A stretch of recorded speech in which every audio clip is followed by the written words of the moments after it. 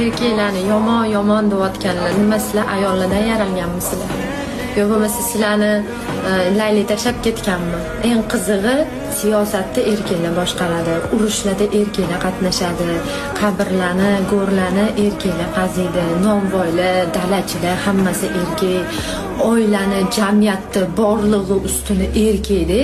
Sizlar uni chopib ildiziga boldirib, o'zinglarni matriarxat degan narsalarni targ'ib qilyapsizlar. Конечно, keyin O'zbekiston sinib ketadi, конечно, keyin O'zbekiston qarzga botib ketadi.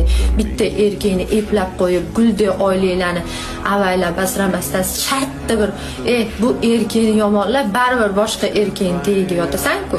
Nima qilasan unaqa o'zingdan kimnidir yasab yoki o'zingcha bir ho'kisor bo'lib olib, qaynota boshqa narsalar, hamma narsa duoga bog'liq. Duoda gap katta.